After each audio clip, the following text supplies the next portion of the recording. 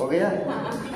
अच्छा, हम लोग नाइट्रोजन परिवार के तत्व पढ़ रहे हैं, बात नहीं करेंगे। आपका यहाँ कैमरा पे देखिए, यहाँ देखिए, हम लोग नाइट्रोजन परिवार के तत्व पढ़ रहे हैं। एक बार फिर से केसीसी कोचिंग क्लासेस के इस नए वीडियो में आप सभी विद्यार्थियों का हार्दिक स्वागत है। आइए मन से पढ़ते हैं और आगे बढ़ते हैं। आज हमको नाइट्रोजन परिवार के तत्वों में एक और हेडिंग पढ़ना है, हाइड्राइड। क्या पढ़ना है? हाइड्राइड। हमारे साथ हेडिंग डालेंगे हाइड्राइड। नाइट्रोजन परिवार का तत्व है नाइट्रोजन परिवार का नाइट्रोजन परिवार। इसमें क्या है डालेंगे? हाइड्राइड।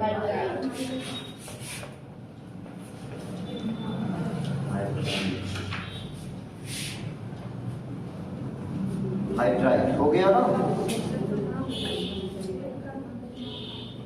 हाइड्राइड हो गया। चलिए हाइड्राइड पढ़ते हैं भाई। क्या है ये हाइड्राइड?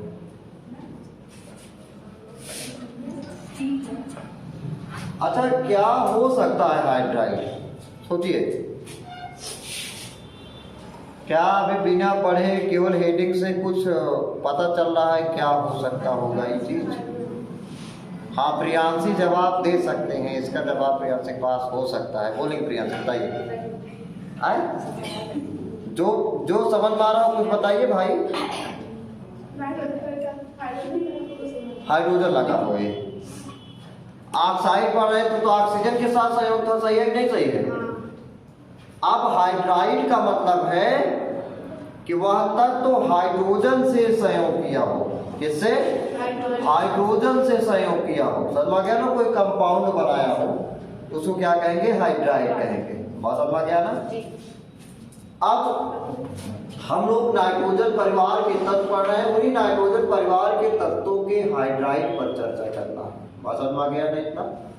अब समझिएगा, नाइट्रोजन परिवार के तत्वों के नाम एक बार लिखेंगे। नाइट्रोजन, उसके बाद क्या है भाई? सीखा फास्फोरस, नाइट्रोजन, फास्फोरस, फिर आगे क्या है? एंटीमनी। अरे भाई आर्सेनिक, उसके बाद एंटीमनी, उसके बाद क्या है? बिस्मत। पहले जब भी कुछ बोले तो आपको, मैं चाहे पूछ रहा हूँ चाहे कोई भी पूछ रहा हो, घर हो या कोई स्कूल का टीचर हो, पहले अगर क्वेश्चन जो भी उसको पहले आप नाप तो ले करें तो जल्दीबाजी नहीं है। बात समझ गया ना? आराम से सुन के तब बताओ, सही है ना? चलिए, नाइट्रोजन था, फास्फोरस, आर्सेनिक, एंटीमनी और क्या होता है? बिस्मत। नाइट्रोजन परिवार के तत्व है। बात समझ गया इतना? इसको हमने फिर से लिखा है। बात समझ गया ना? कई बार लिख चुके हैं इसको। नाइट्रोजन का परमाणु क्रमांक 7 हो गया ना? फास्फोरस में कितना होगा? देखेंगे 7 में कितना जोड़ेंगे? 8 तो कितना होगा? 15 और फिर से 15 में 18 जोड़ेंगे तो 33, फिर एक बार 18 जोड़िए 51, एक बार 32 जोड़ेंगे, लास्ट में क्या होगा? 83 होगा। इसको हम लोग किसी वर्ग में अगर तत्व दिए गए हो, समझ गया ना? सीरियल वाइज ऊपर से नीचे, समझ गया ना? इतना मालूम है तो हम लोग उसका परमाणु क्रमांक बड़ी आसानी से लिख सकते हैं। रटना नहीं है। बात समझ गया ना? रटना नहीं है, बड़ी आसानी से कर सकते हैं। इसको आपको नाइट्रोजन परिवार के तत्व में पहले वीडियो में देखने को मिलेगा। बात समझ गया ना? तो अब देर किस बात की? जब आप समय मिलेगा घर पे जाएंगे तुरंत आप यूट्यूब चैनल पे जाएंगे, पहला वीडियो पार्ट 1 करके होगा। बात समझ गया ना? उसको जाके ध्यान से पढ़िएगा। बात समझ गया ना? तो आसानी से पता चल जाएगा परमाणु क्रमांक हमने किस आधार पर लिखा है। बात समझ गया ना? या कोई और भी वर्ग होगा उसको हम लोग कैसे लिखेंगे, समझ गया ना? वहां से आप समझ सकते हैं। हम लोग आगे बढ़ते हैं। बात समझ गया ना? वीडियो बनाने का यही तो भाई बेनिफिट हो रहा है। बात समझ रहा है? तो वहां से देखेंगे और जब वहां से नहीं समझ में आएगा तो हम तो है ही, समझ गया ना? तो हम समझाएंगे फिर से। बात समझ गया ना? कोई दिक्कत नहीं है। अभी देखते हैं नाइट्रोजन परिवार के तत्वों में कुल 5 तत्व हमने लिखा है। 5 तत्व होते हैं नाइट्रोजन, फास्फोरस, आर्सेनिक, एंटीमनी और विस्मत। हो गया ना। अब ये सोचना है कि अगर नाइट्रोजन, सौरभ ये सोचना है कि नाइट्रोजन कितना खाएगा या नाइट्रोजन कितना हाइड्रोजन के साथ सहयोग करके हाइड्राइड बनाएगा, या फास्फोरस कितना हाइड्रोजन ग्रहण कर सकता है। तो ऐसे अनिर्वचनीय लिख उठे, मतलब ऐसे आए भाई, सही है जी। हम कितना खाना खाएंगे, आए कितना पूरी हम खाएंगे, अनिर्वा इसलिए जाए तो उठे डेलवा भैया 100-200 पूरी का। अरे उसको सोचिए, जब आप सोचिएगा ब्यूटी, बात समझो पहले ध्यान से भैया, डॉक्टर साहब बात समझिएगा। जब खाना किसी को हम खिला रहे हो, दे रहे हो, खाना किस आधार पर निकालते होंगे छोटे भाई के लिए, उसके भूख के अनुसार ना, कितना खा सकता है, एक लिमिट में एक भूख होगी, हाँ 2 रोटी 3 रोटी इतना खाता होगा, इतना पेट, सही है ना। अब छोटका भाई जब खाने के लिए बोलता होगा तो 10 रोटी थोड़े सजा के उठे के लिए खाएंगे, सही है नहीं भैया। आए या मान लीजिए हमको खाना देना होगा तो एक एवरेज में आप सोचेंगे हाँ इतना की भूख है, सही नहीं सही है। प्रियांशी सही बात कहा थे। आए तो प्रियांशी अगर बोल दी भाई जाने सब बोल। चलिए ये भाई देखिएगा, समझिएगा, इसका मतलब किसी भी तत्व का चाहे जो भी तत्व से सहयोग करे उसका भूख पता कीजिए, सही है ना। नाइट्रोजन की भूख कितनी है, फास्फोरस कितना है, इसका पेट पता करिए, कितना पेट एक खाली बा उतने तक जाए, सही है ना। इसके लिए हम लोगों ने इलेक्ट्रॉनिक विन्यास पढ़ा था शुरुआत में, बात समझा गया ना। नाइट्रोजन परिवार के तत्वों के बाह्य कोश का इलेक्ट्रॉनिक विन्यास NS2 NP3 होता है। क्या होता है? NS2 NP3 होता है। इसको भी अच्छी तरीके से जानने के लिए, समझने के लिए आप वीडियो में जाइएगा, नाइट्रोजन परिवार के तत्व इलेक्ट्रॉनिक विन्यास दिया है, पहले उसको वहां से पढ़िए, फिर थोड़ा सा स्पष्ट होगा। बात समझ गया ना। बस इतना मानिए कि जो कोष है, परमाणु नाभिक जो कोष होता है KLMN, समझ गया ना। तो बाह्य कोष की बात हो रहा है, किसकी? बाह्य कोष की बात हो रही है, बात समझ गया ना। बाह्य कोष का इलेक्ट्रॉनिक विन्यास NS2 NP3 होता है, जहां नाइट्रोजन के लिए N का मान यहां से स्टार्ट है 2, 3, 4, 5 और 6। ये नाइट्रोजन के लिए है, ये फास्फोरस के लिए है, ये आर्सेनिक के लिए है, ये एंटीमनी के लिए है, ये किसके लिए है? विस्मत के लिए। अर्थात जो NS2 NP3 है, यानी कि स्थान पे जब हम लोग 2 रखेंगे तो नाइट्रोजन के बाह्य कोष का इलेक्ट्रॉनिक विन्यास हमको प्राप्त होगा। बात समझ गया ना। अर्थात यहाँ 2 रखेंगे तो क्या मिलेगा? 2 रखेंगे ब्यूटी, यहाँ 2 रखेंगे तो 2s2, यहाँ क्या मिलेगा? 2p3, यही तो पाएंगे। हो गया ना। जब यहाँ हम लोग 3 रखेंगे तो क्या पाएंगे? 3s2 और 3p3 के स्थान क्यों लगता है? बात समझ गया ना। इतना समझ आप ही। अब देखिए अगर 4 रखेंगे तो 4s2 और 4p3, यहाँ रखेंगे क्या? 5, हाँ शाबाश, 5s2 और 5p3, यहाँ क्या होगा? 6s2 और 6p3। इस प्रकार से हमने लिखा नाइट्रोजन, फास्फोरस, आर्सेनिक, एंटीमनी और विस्मत सभी के बाह्य कोष का इलेक्ट्रॉनिक विन्यास हम लिख चुके हैं। बस समझ गया ना। जब इनका कंप्लीट आप इलेक्ट्रॉनिक विन्यास करेंगे तो लास्ट में यही आएगा, लास्ट में यही आने वाला है। हम समस्या के लिए, शंका के लिए किसी फास्फोरस का मान लीजिए इलेक्ट्रॉनिक विन्यास कर लेते हैं, देखते हैं लास्ट में 3s2 3p3 आता है कि नहीं। बस समझ गया ना। वैसे आएगा, लोग पहले वीडियो को अगर याद है, बस समझ गया ना, तो अगर देखे होंगे या उसको अगर मालूम है तो आएगा। इसको करके अभी आप चेक करते हैं थोड़ा सा। बात समझ गया ना। फास्फोरस का जब इलेक्ट्रॉनिक विन्यास करेंगे वहां आप समझिएगा, अब जिस बच्चे को इलेक्ट्रॉनिक विन्यास नहीं आता है, आप बाहु के नियम से, बात समझ गया ना, उपकोष में इलेक्ट्रॉनिक विन्यास हमको चाहिए, कोष में नहीं। बात समझ गया ना। तो उपकोष में इलेक्ट्रॉनिक विन्यास भी बताया गया था, लेकिन एक समस्या है, उस वीडियो को अभी तक हमने अपलोड नहीं किया। वो भी वीडियो हम जल्दी से अपलोड कर देंगे। बात समझ गया ना? तो वहाँ से आपको इलेक्ट्रॉनिक विन्यास भी सीख जाएंगे कैसे करेंगे। बात समझ गया ना? बस अभी इतना जानिए, इसका पहले के लिए क्या होगा, 1s2 हो गया ना। कक्षा 10 में अगर थोड़ा बहुत पढ़ रहे होंगे, 1s2, 2s2, 2p6, उसके बाद क्या करेंगे 3s2 और 3p3।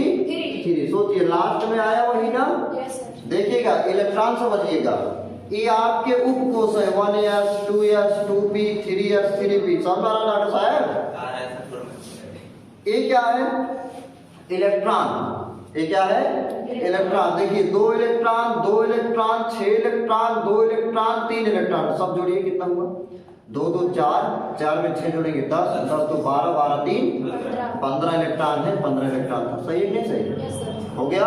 तो लास्ट में देखिए बाय कोष की बात, 3 वाला देखिएगा, बाय कोष है, बाय कोष का इलेक्ट्रॉनिक विन्यास क्या निकल कर रहा है, 3s2 3p3। समझ आ गया ना? तो इस प्रकार से जितना करेंगे सब, आर्सेनिक के करेंगे तो 4s2 4p3 आएगा, एंटीमनी करेंगे तो लास्ट में 5s2 5p3 आएगा, बिस्मथ का 6s2 6p3 आएगा। बात समझ आ गया? इतना ये था बाय कोष का इलेक्ट्रॉनिक विन्यास। आप समझिएगा, क्या मैं इसको मिटा सकता हूँ? मिटा सकते हैं, समझिएगा, सोचिएगा। अच्छा, किसी उपकोष में आर्बिटरों की अधिकतम संख्या आपको मालूम होगी। किसी उपकोष में, ए भाई लिखने वाला काम नहीं करेंगे, सीखा? क्या करेगा? पगलटकाने हम कितनी बार बताए हैं ना कि जब तक मैं अपने काफी काम करूंगा तब तक आप अपने काफी काम नहीं करेंगे। हमको ध्यान पूर्वक देखेंगे, हम नाचा था ही काम करते हैं। सही है कि नहीं? आराम से यहाँ देखेंगे, यहाँ मैं क्या कर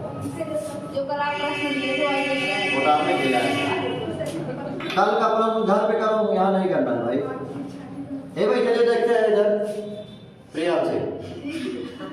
उपकोष नहीं समझ आता, प्रिया से पूछो। यस समझिएगा, यस पी डी और यस में एक आर्बिटल होता है, समझिएगा, उसको एक बॉक्स से बनाएंगे। बात समझ आ रहा है ना? पी में 3 आर्बिटल होता है, इसको 3 बॉक्स से शो करेंगे। डी में 5 आर्बिटल तो 5 बॉक्स बनाएंगे इस प्रकार से, 1 2 3 4 और 5 हो गया। एफ में 7 आर्बिटल होता है तो कितना बॉक्स बनाएंगे, 7 बनाएंगे। हो गया इतना, 3 3 3 6 1 7। अब समझिएगा एक आर्बिटल में यानी एक बॉक्स में 2 इलेक्ट्रॉन रहते हैं। कितने? 2 इलेक्ट्रॉन, दोनों की दिशाएं क्या होती हैं, विपरीत। बात समझ गया ना? अब समझिए इलेक्ट्रॉन का दिशा समझिएगा। हम लोग कक्षा 11 में क्वांटम संख्याएं पढ़े रहे होंगे, चक्रण क्वांटम संख्या, समझ गया ना? वहाँ 2 दिशा बताई गई थी, एक इलेक्ट्रॉन का क्लॉकवाइज, एक एंटी क्लॉकवाइज। समझिएगा जो घड़ी की दिशा में होता है उसका संकेत ये वाला है, इसको प्लस आप बोलते हैं, और ये वाला क्या है, एंटी क्लॉकवाइज है, क्या है, माइनस। या विपरीत इसको। बात समझ गया इतना? हो गया भैया? एक आर्बिटल कितने, 2। बात समझ गया ना?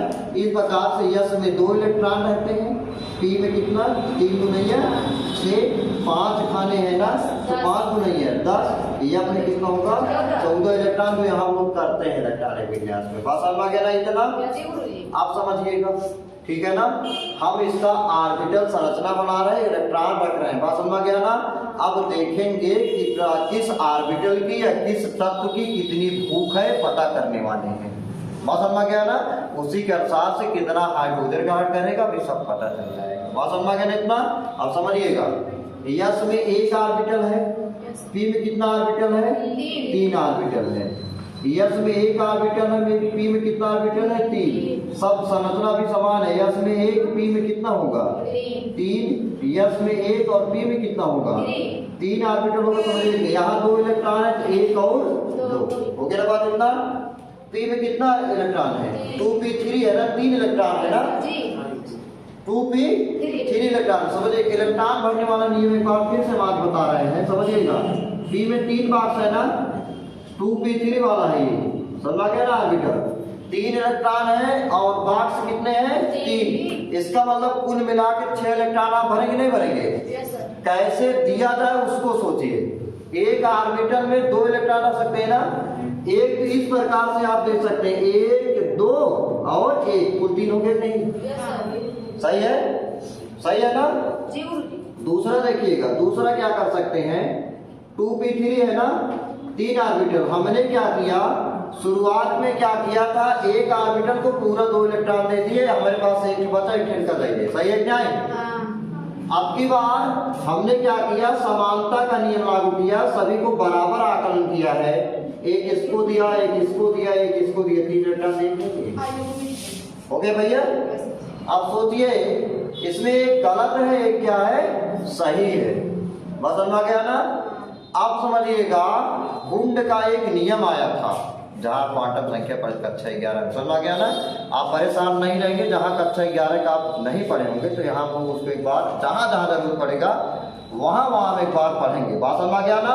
परेशान नहीं होना। समझिएगा हुंड का नियम क्या था, हुंड का अधिकतम बहुलता का नियम दिया गया था। ध्यान से सुनेंगे, ऐसे क्या इधर से देखो, हुंड का अधिकतम बहुलता का नियम था, अधिकतम बहुलता का नियम था।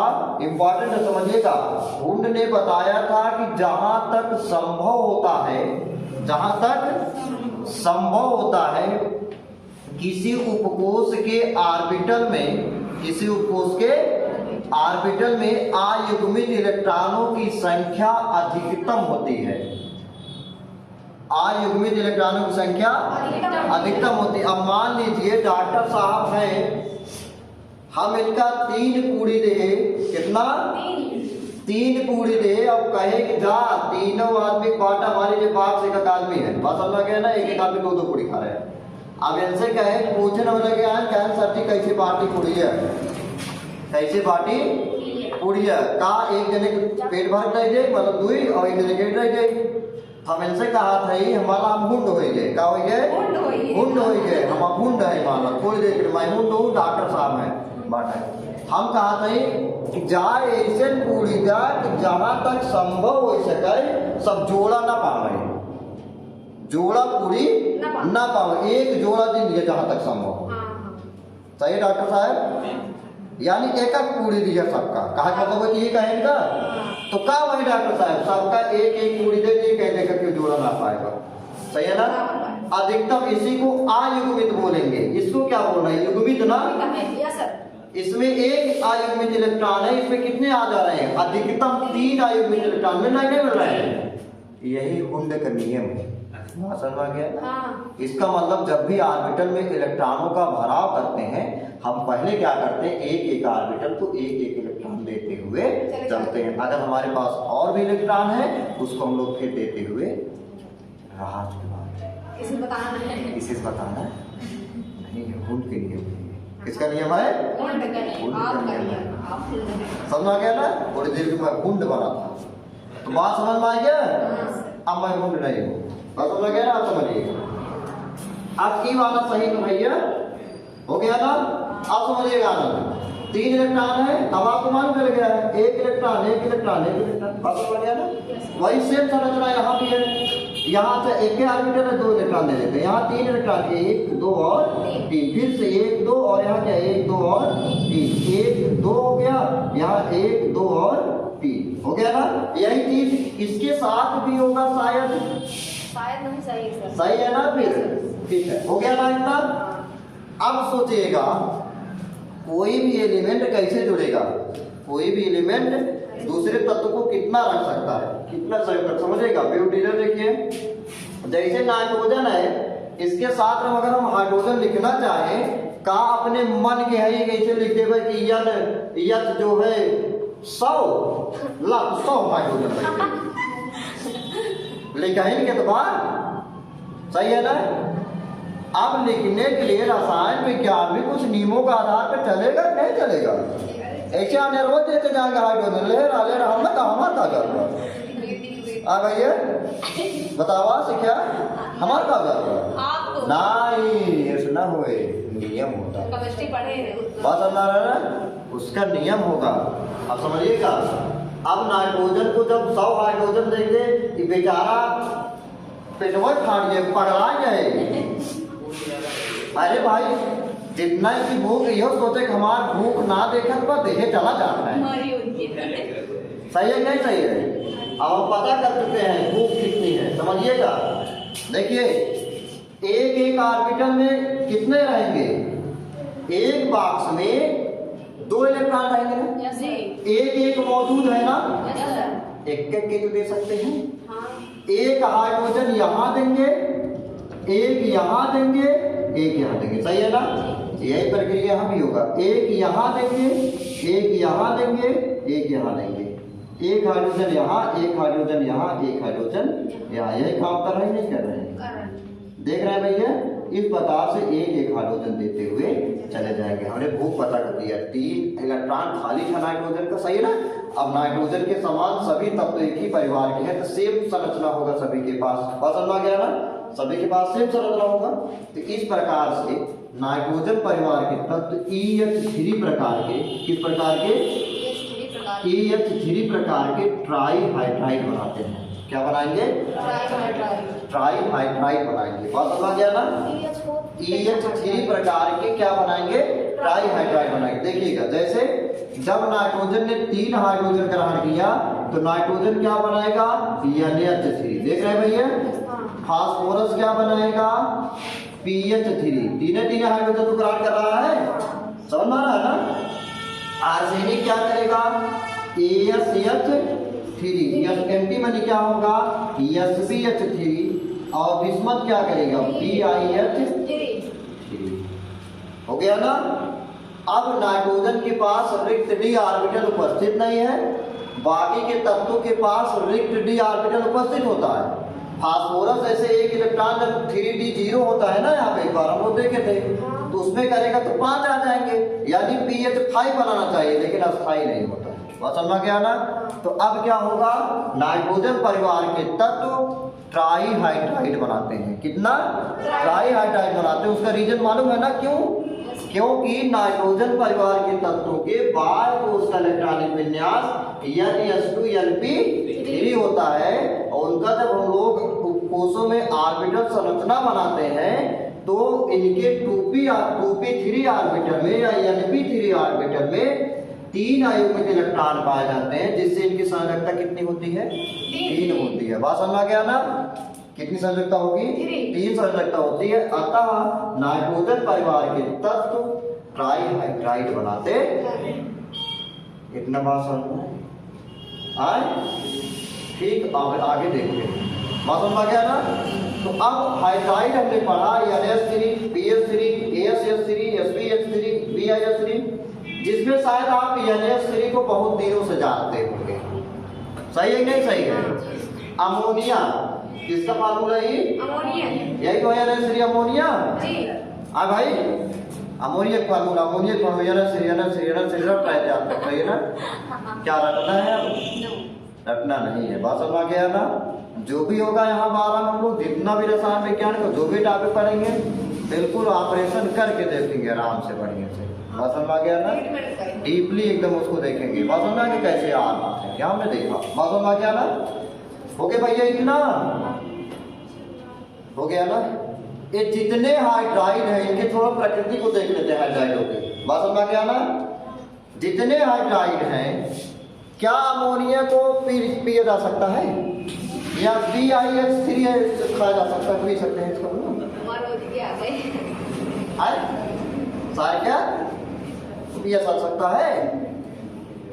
इनके जो हाइड्राइड हैं सौरभ कह रहे पिया जा सकता है। क्या पिया जा सकता है, लेकिन जैसे आप पिएंगे तो आप हर काम से मतलब जो भी इसको पी लेगा या सूंघ लेगा, गैसीय मात्रा में है, समझ गया ना? तो ज्यादा मात्रा में अगर हो जाएगा तो वो हर काम से मुक्ति पा जाएगा। ठीक है ना? कोई दिक्कत नहीं, कुछ ज्यादा नहीं होने वाला है, सिर्फ हर कार से क्या हो जाएगा? वो छुट्टी हो जाएगी। बात समझ में गया ना? बात इतना बात समझ में गया ना? छुट्टी हो जाएगा। लकड़ी उकड़ी थोड़ा जरूरत पड़ेगी, 2-4 फुट, और खुराक की जरूरत पड़ेगी शायद। समझ में गया नहीं सब? तो इनके जो हाइड्राइड है भैया, इसकी प्रकृति विषाक्त होती है, विषैले प्रकृति के होते हैं। कैसे प्रकृति होते हैं? विषैले प्रकृति के होते हैं। अब विषैला है तो मिठाई समझ के खाई न जाए, समझे थे भैया? विषैले प्रकृति होते, विषाक्तता अमोनिया से, समझिएगा, विषाक्तता का जो कर्म होगा वो अमोनिया से BiS3 की तरफ बढ़ेगा, यानी अमोनिया कम विषैला होगा, अमोनिया कम विषैला होगा, लेकिन BiS3 सबसे ज्यादा विषैला होगा। समझ गया ना? इनकी गंध बहुत तीक्ष्ण होती है, इनकी गंध बहुत तीक्ष्ण गंध के होते हैं। तीक्ष्ण गंध, तीक्ष्ण गंध का मतलब समझा का? तीक्ष्ण गंध मतलब क्या? अरे भाई, तीक्ष्ण गंध सुनो मतलब, जब आप गुलाब का फूल जैसे लेंगे हाथ में, या गेंदा लोग गुलाब का फूल लेंगे, गेंदा का फूल लेंगे तो बढ़िया मार आराम सूंघेंगे, ये तो आराम गंध तीक्ष्ण नहीं है, बढ़िया है, मधुर गंध है उसकी, अच्छे से आप सूंघ रहे हैं, कोई दिक्कत नहीं है, कोई इरिटेशन नहीं हो रहा है। आप सोचिए, अब रास्ते से जा रहे हैं, अब कुकुर उकुर कौन मारा हुआ है, अंदाजा लगाए कमन गंध रहा थे, गुजरते मात एकदम क्लियर, कितना जल्दी भागी, कितना तीव्र होता उस गंध में, सही है नहीं सही है? इस प्रकार से तीव्र गंध होगा। बात समझ में आना? विलेयता की बात कर रहे हैं, अमोनिया जल में अत्यधिक विलेय है, बाकी के जो हाइड्राइड है वो थोड़ा से कम विलेय है। बात समझ में गया ना? क्योंकि इनका परमाणु क्रमांक बढ़ता है और भार बढ़ने, अणुओं की संख्या जब ज्यादा होती है तो जल में स्थान थोड़ा सा नहीं पाता। बात समझ में गया ना? जल के अणुओं के बीच जो इंटरस्पेशियल जो स्पेस होगा, आंतरिक अंतराणु का स्थान होगा, उस पर कम बैठ पाएंगे जब अणुओं की संख्या ज्यादा होगी, इसीलिए जो है इनकी विलेयता क्या होगी, घटती है। बात समझ में गई? हो गए भैया? क्षारीयता का क्रम अमोनिया से विषमत BiS3 की तरफ क्या होता है, बढ़ता है। बस समझ गया ना? BiS3 ज्यादा जो है क्षारीय है। इस प्रकार से कुछ हम लोगों ने हाइड्राइड पढ़ा। बस समझ गया ना? इतना हो गए भैया? तो नाइट्रोजन परिवार के तत्व, नाइट्रोजन परिवार के तत्व ट्राई हाइड्राइड बनाते हैं। बस समझ गया ना? नाइट्रोजन परिवार के तत्व ट्राई हाइड्राइड बनाते हैं, क्योंकि इनके बाहर पुरुष का इलेक्ट्रॉनिक विन्यास CN2Sp3 होता है। जब ऑर्बिटल संरचना बनाते हैं तो हमको क्या मिलता है, 2p3। क्या मिलता है? 2p3। इस प्रकार से 2p3 का जब लोग संरचना बनाएंगे तो एक हाइड्रोजन को करके 3 हाइड्रोजन क्या करेगा, ग्रहण करेगा। हो गया भैया? इस प्रकार से हम लोगों ने हाइड्राइड को खत्म किया। हो गया ना? हाइड्राइड को क्या किया, खत्म किया। अब आप हमको आगे टॉपिक में पढ़ना है। इस टॉपिक को हम लोग यहीं पर एंड करेंगे। बात समझ गया ना? बात को केवल लिखने वाला काम है, तो समझने वाला हम लोग क्या है समझ चुके हैं। बात समझ गया ना? इतना जी गुरुजी। अब अगर वीडियो आपको पसंद आया हो, वीडियो को जब भी आप देखें स्किप करके मत देखिए, बढ़ाइए नहीं, आराम से पूरा वीडियो देखें, शुरू से लास्ट तक देखेंगे, पूरा समझ में आएगा। समझ गया ना? अच्छे से आएगा। वीडियो अगर पसंद आया तो लाइक करेंगे और कमेंट में हमको जरूर बताएंगे वीडियो आपको कैसा लग रहा है। समझ गया ना? अच्छा लग रहा है तो आप लिखेंगे। समझ गया ना? जो भी होगा आपका जो कमेंट होगा हमको प्रोत्साहन का काम करता है, अच्छा लगता है वीडियो और बनाने का। समझ गया ना? अगर आप चैनल पे नए हो, चैनल को सब्सक्राइब कर लीजिए, क्योंकि इसी तरीके से और अच्छे से वीडियो हम आपको देते रहेंगे। एक बार फिर से KCC कोचिंग क्लासेस आप सभी विद्यार्थियों के लिए एक सहायता परक कोचिंग संस्थान है, जिसमें बच्चों को ध्यान में रखा जाना चाहिए। कौन क्या लेकर जाएगा, जरा सोचिए। कोई लेकर जाएगा, मैं पैसा लेकर चला जाऊंगा ऊपर, यहाँ तक कोई लेकर गया कुछ नहीं। समझ गया ना? आपका धर्म आपके साथ जाएगा, आपका दया गुरु आपके एक साथ जाएंगे। बात समझ गया? जहां तक हो सके आप भी दूसरों का हेल्प करते रहिए। पैसा आने ना आने पावे, बहुत से विद्यार्थी आज भी हैं, वास्तविकता है जमीनी स्तर पर लोग देख नहीं पाते हैं, स्थिति ठीक नहीं रहती है। समझ गया ना? गार्जियन की स्थिति नहीं ठीक है, उसमें बच्चे का दोष नहीं है, बच्चे को पढ़ना उसका अधिकार है।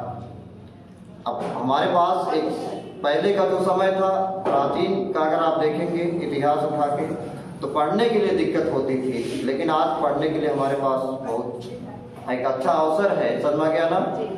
भीमराव अंबेडकर का आप शुक्रिया अदा करें जब भी हो, समझ गया ना? उनका अगर किसी घर में फोटो हो तो उनके चरणों में बच्चियों के लिए आप विशेष मैं बता दे रहा हूँ, अगर भीमराव अंबेडकर कहीं फोटो हो तो उनके चरणों पर पुष्प अर्पित किया करें, पढ़ने आया करें। अगर वो नहीं होते तो आप कहीं बर्तन मांजते होते सर, रोटी बनाते। समझ गया ना? समझ में आ रहा ना? ज्योतिबा फूले की हिस्ट्री आप जाकर देखिएगा, समझ में गया ना? पढ़ाने के लिए स्वतंत्रता नहीं थी उनके समय, सोचिए, समझ में गया ना? अभी हमको क्या करना है, हमारा लक्ष्य है कि सभी बच्चे पढ़ें, पैसा किसी बच्चे के मार्ग में रोड़ा ना बने 12 तक। और भी अगर हमको ईश्वर देता है तो और भी आगे की पढ़ाई के लिए हम व्यवस्था करेंगे ताकि बच्चे आराम से पढ़ सकें। धन्यवाद। वीडियो पसंद आए एक बार फिर से आप क्या करेंगे, लाइक करेंगे, कमेंट करेंगे और सब्सक्राइब करेंगे। डाउनलोड करके आप रख सकते हैं, आसानी से देखेंगे। धन्यवाद।